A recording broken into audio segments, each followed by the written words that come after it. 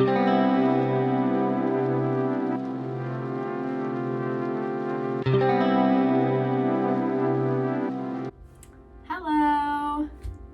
Sorry if the lighting is a little bit weird. I wanted to show off my view, but I'm currently sitting on my windowsill, so if it changes, sorry in advance.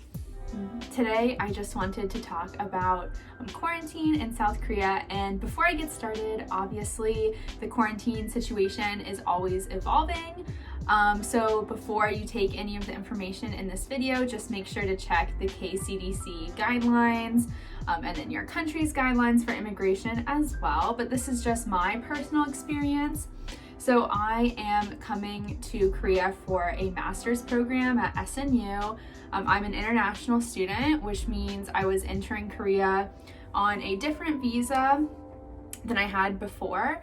So because of that, I have to go through quarantine. I did not have a permanent address yet in which I could quarantine, and so I am quarantining in a hotel. So that's what I'm going to talk a little bit about. So as of now, if you don't have a permanent address in Korea, you either have to quarantine at a government center, but those are mainly for short-term visa holders, or you can quarantine in these kind of hotel, Airbnb type situations. And so I was really lucky. SNU actually organized a service for students to quarantine at like a hotel, which was great. It was also pretty cost effective compared to other options.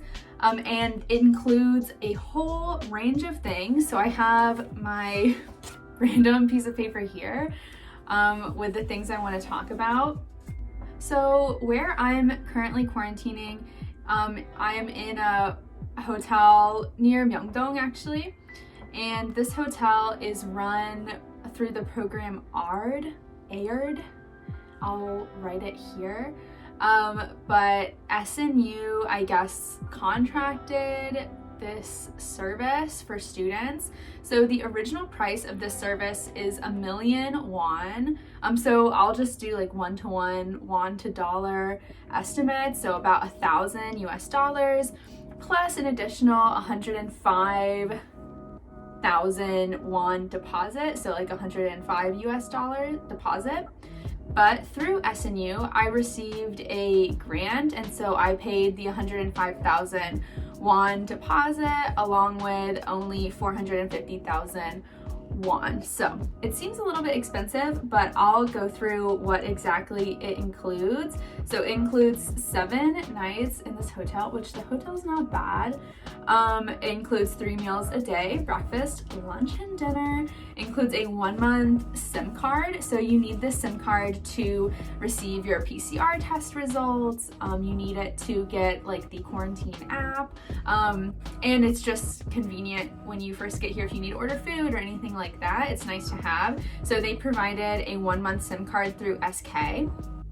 And this is like unlimited data that I can use for the rest of the month. And then they also have like some discounted cell phone contract options. So you can purchase an additional month or additional few months just using the same SIM card. They also provided a private airport taxi from the airport to the hotel, and then round trip taxi transportation from the hotel to the location of the PCR test. So even though I'm in Myeongdong right now, or near Myeongdong right now, I had to get my PCR test in Gwanak, which is the location of my university and where I'm going to live. So it's quite far away, about a 45-minute taxi ride. So it was really nice that they provided these things, and all of these things were included in the price. So I guess I'll go over a little bit of my schedule in quarantine, or how things work. And I think I'll intersperse some clips that I've taken of this hotel quarantine experience in the video so you can kind of see what it's like. And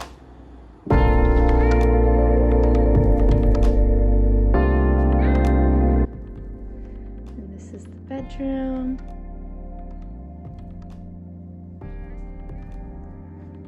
Here there's desk and a small sitting area. And this is the view.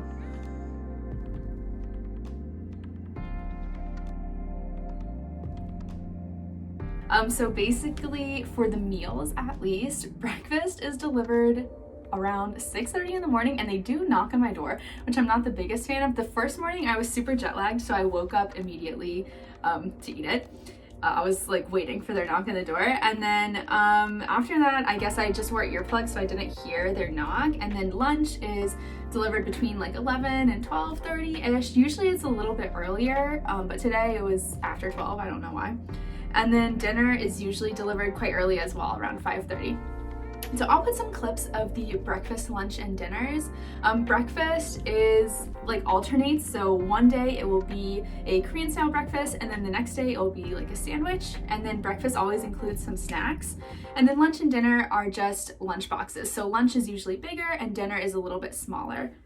And then for contact with the hotel staff, the front desk staff, they are the ones organizing everything. I guess also keeping track of, you know, my PCR tests and when I have to go do certain things, and giving me information about quarantine. And so they speak Korean and English.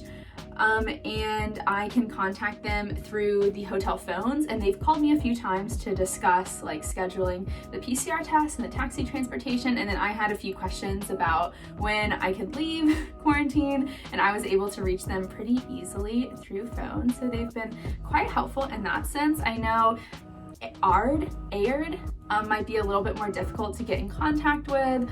So for me, and I guess if you're in a similar situation in the future, I would just recommend trying to contact the hotel desk staff first with any preliminary questions.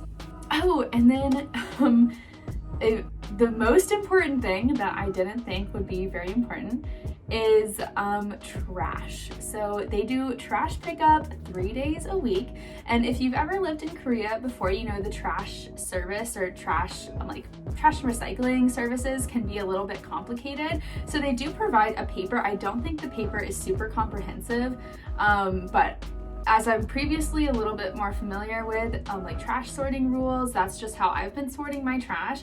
So they provide like a biohazard bag for our food waste, and we can put the food waste in there and then put it in like a plastic bucket with a lid. Because they only pick up the trash every 3 days, it does get a little bit stinky. So I've been keeping the lid closed, and I keep the box in the bathroom with the fan on just to make sure there's no odor in my room, because I cannot leave the room. I can't open the windows, but it doesn't really help that much, and it's very cold outside.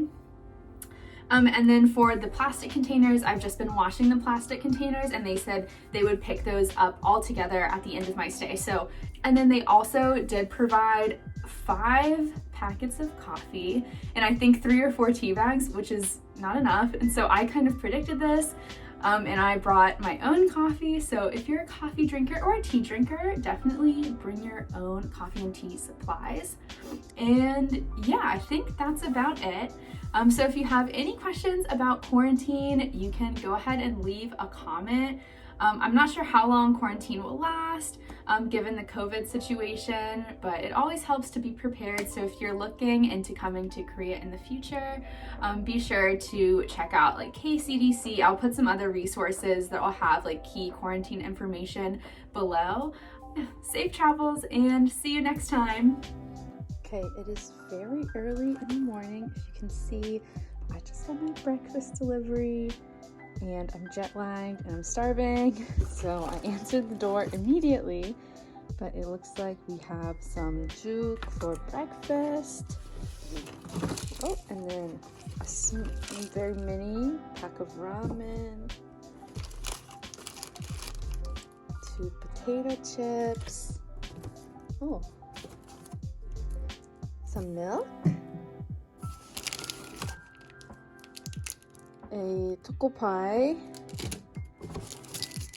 some silverware, and then I'm assuming some banchan like kimchi. Yeah, that's it.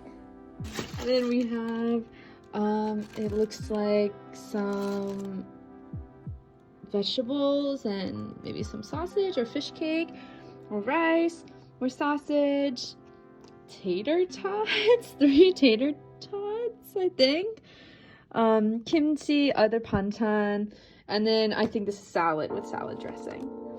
Okay, today's lunch is fish cake soup, and it looks like Japanese food. So we have fried pork cutlet with sauce, and then this classic cabbage salad. Yeah, some pickles and some other banchan. Looks good. Here's another day, another lunch.